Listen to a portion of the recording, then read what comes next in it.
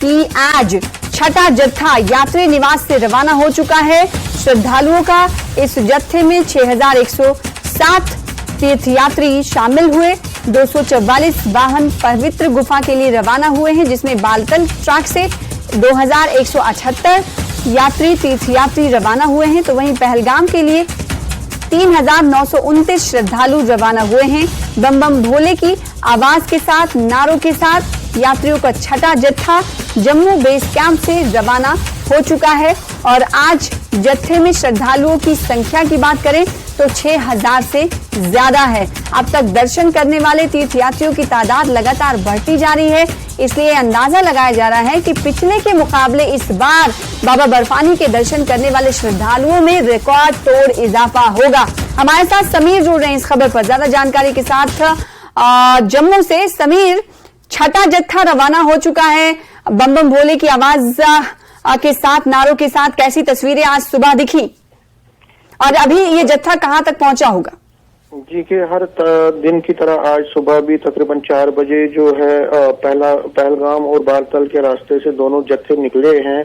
और जिस तरह आपने पहले कहा कि तकरीबन 6107 टोटल पिलग्रिम्स हैं जो आज निकले भगवती नगर से 244 व्हीकल्स में, जिसमें जो पहलगाम से 3929 पिलग्रिम्स निकले और 7178 जो यात्री हैं वो बालतल के रास्ते से 104 व्हीकल्स में निकले। तो अभी की जो अपडेट है उसमें मैं बता दूं, जो बालतल से जो यात्री निकले हैं, जो बालतल वया रोड से निकले हैं, उन्होंने जो रामबन का टफ स्ट्रेच है वो कुछ ही देर में अब बानिहाल पहुंचने वाले हैं। जबकि जो दूसरा जत्था है वो भी थोड़ी देर में जो बानिहाल जो रामबन पहुंचने वाला है।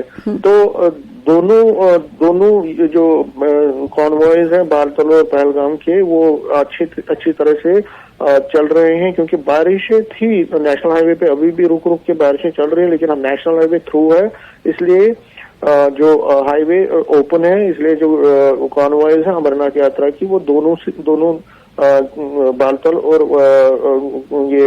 और पहलगाम की वो दोनों अच्छी तरह से हाईवे पे चल रही हैं।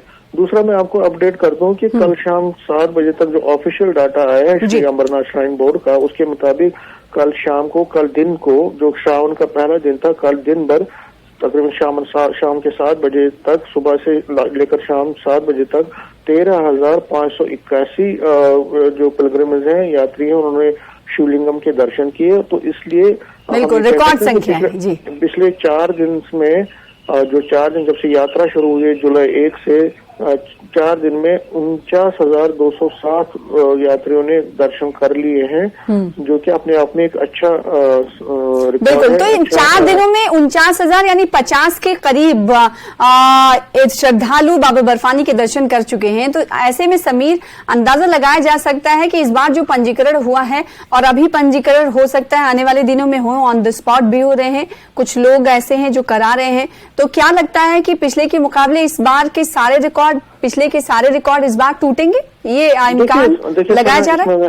देखिए सना, इसमें बता दूं, जो रजिस्ट्रेशन का अमल है वो अभी भी जारी है। हाँ। अगर हम जम्मू की बात करें, यहाँ पे भी रजिस्ट्रेशन हो रही है कई जगहों पे, सरस्वती धाम है, महाजन सभा है और भी राम मंदिर है, वहाँ पे पंजीकरण हो रहे हैं, कंटिन्यूसली हो रहे हैं ऑन स्पॉट।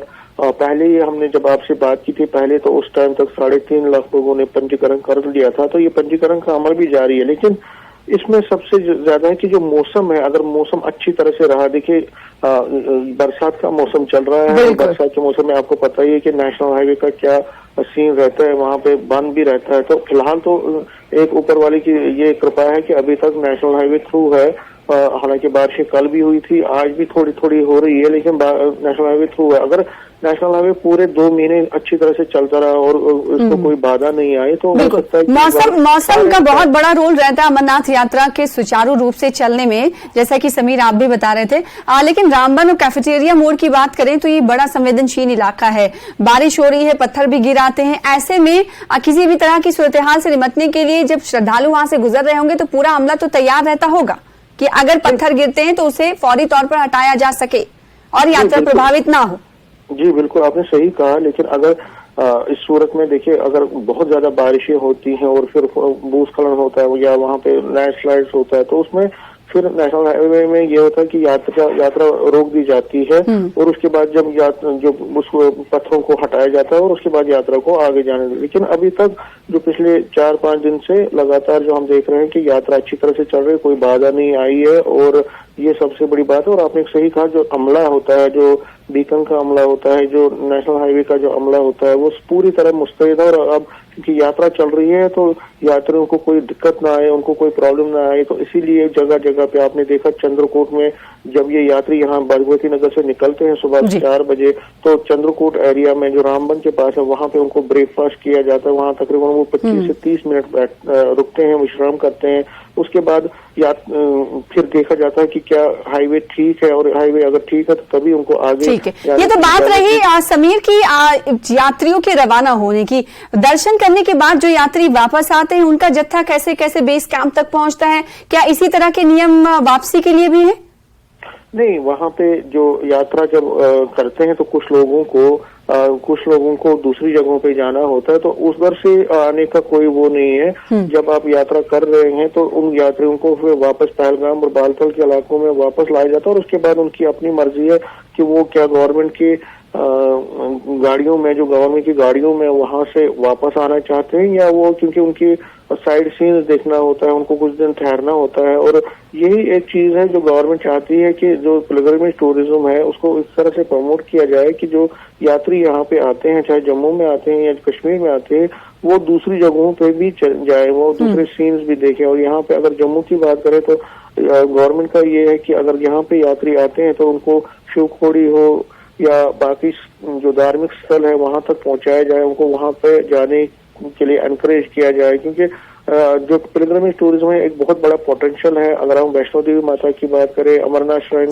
अमरनाथ यात्रा की बात करें, तो यहाँ पे जो यात्री आते हैं, गवर्नमेंट की ये कोशिश होती है कि उनको सिर्फ वहीं तक कन्फाइन ना कराया जाए। अगर वो यात्रा करने के लिए आते हैं तो वो दूसरे स्पॉट्स पे भी जाए, दूसरे धार्मिक स्थलों पे भी जाए, दूसरे जो टूरिस्ट जहाँ पे पोटेंशियल है, जैसे भद्रवाह देखिए आप, कितना खूबसूरत और कितने सैलानी इस बार आ रहे हैं। तो गवर्नमेंट की कोशिश है कि एक मैसेजिंग जाए, एक अच्छी मैसेज है जो टूरिज्म सेक्टर को बूस्ट करे। जो भी यहाँ पे आ रहा है वो सिर्फ एक ही जगह ना जाए, वो दूसरी जगहों पे भी जाए, वो जगह जगह ट्रैवल करे, ताकि दुकानदार जो वहाँ पे हैं, जो टैक्सी वाले हैं या बाकी इस टूरिज्म के साथ जुड़े लोग हैं, उनको फायदा पहुंचे। तो ये जो नियम है ये वो नहीं है। एक बात और समझना चाहेंगे, जैसे कि यात्रियों की तादाद, श्रद्धालुओं की तादाद के बारे में हमें पता चल पाया है, क्योंकि ये खुशाइन बात है कि 4 दिनों में तकरीबन 50,000 श्रद्धालुओं ने बाबा बर्फानी के दर्शन किए। तो जाहिर सी बात है इससे जो ट्रेड है उन्हें भी फायदा पहुंचा होगा। क्या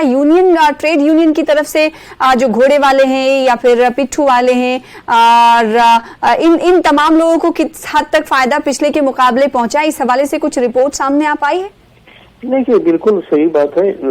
जब भी कोई यात्रा में अच्छी तरह से जो यात्रा चलती हो और अच्छी तादाद में यात्री आते हैं तो वो हर एक को फायदा देती है। जो वहाँ पे घोड़े वाले, पोनी वाले दुकानदार है, जो इस ट्रेड के साथ, पिलग्रिमेज टूरिज्म के साथ डायरेक्टली और इनडायरेक्टली जिनको एम्प्लॉयमेंट जनरेट होती है, और वो यही दुआ करते हैं, जिन से हमारी बात होती है वो यही दुआ करते हैं कि मौसम ठीक रहे, मौसम की कोई बाधा आगे ना हो, क्योंकि बरसात। बिल्कुल, मौसम के लिए दुआएं इसलिए मांग रहे हैं क्योंकि पिछले बार की अगर हम बात करें तो पिछले बार की जो यात्रा है तकरीबन 20 दिनों तक बारिश की वजह से, मौसम की वजह से बाधित रही थी। बहुत शुक्रिया हमारे साथ जुड़ने के लिए समीर, और इस खबर पर तफसील से जानकारी देने के लिए।